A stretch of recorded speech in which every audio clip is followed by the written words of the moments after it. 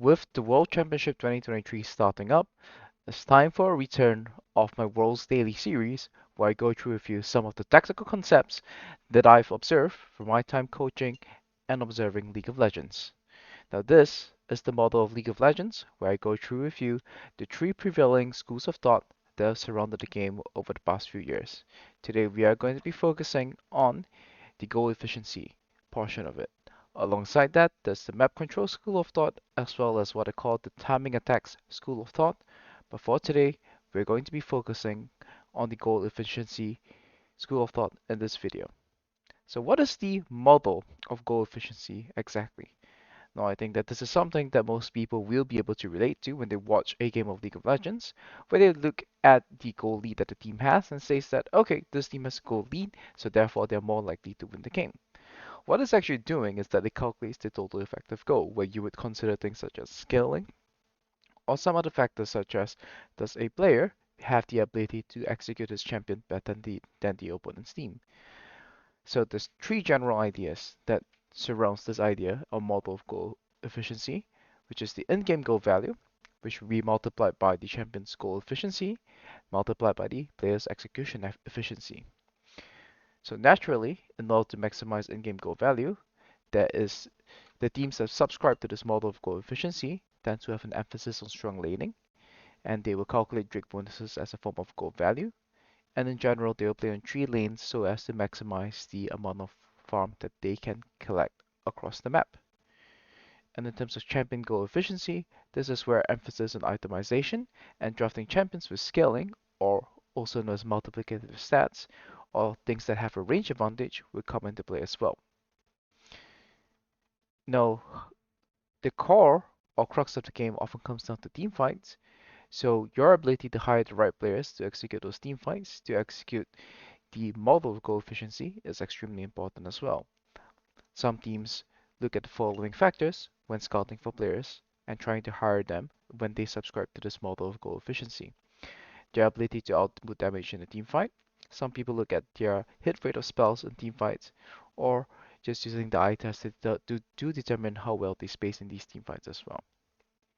Well, in simpler terms, if you have strong laners, you drop skilling comps, and you have good team fighting, you generally end up with wins.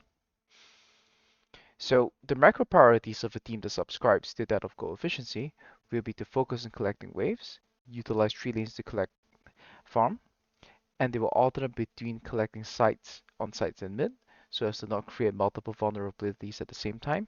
And this is often conceptualized as turns, and this was popularized by LCK players all the way back from season 5, and this is a idea that has then pervaded and has been permeated throughout the world when it comes to playing the goal efficiency style of gameplay.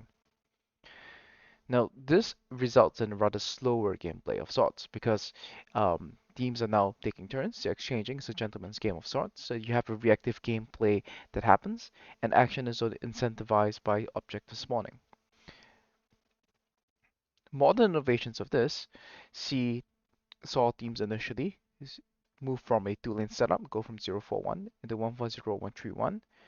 But there are two interesting teams at the World Championship this year who have a 1-2-2 setup in the form of Genji that they have been using very effectively over the past 2 years, best utilized of enchanters, as well as Weibo Gaming's very interesting 2-1-2s with TPs that emphasizes individual outplays.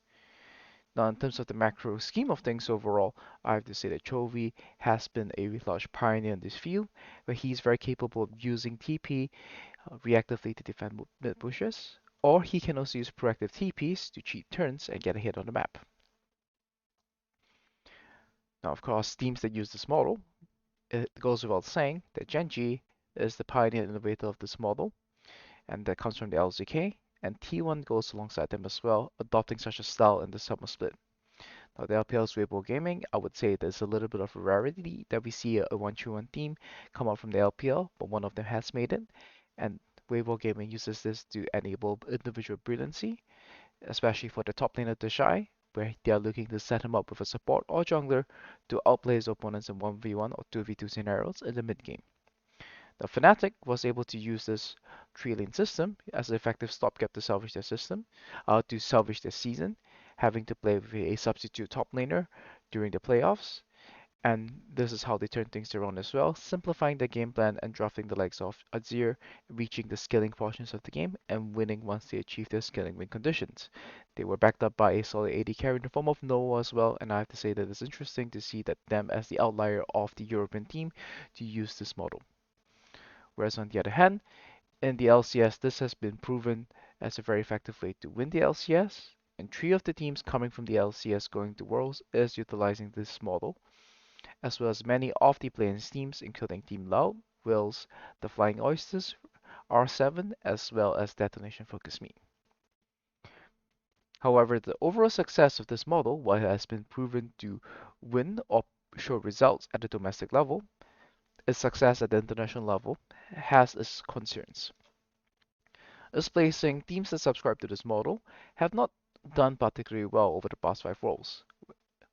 In 2020, Suning was able to use a 3-lane system to finish in second place, whereas last year's DRX was an anomaly of sorts.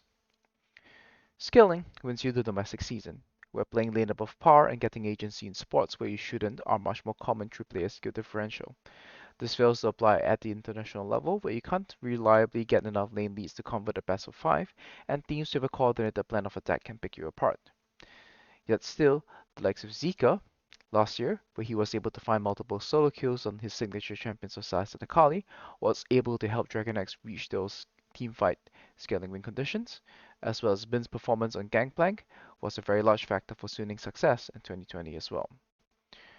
Now, with the return of Gangplank and Sylas possibly to the meta, high skill expression champions returning to the meta might be a sign that this style of gameplay might see results in the 2023 World Championship. And that's part 1 for the model of League of Legends, examining the goal efficiency setups of it.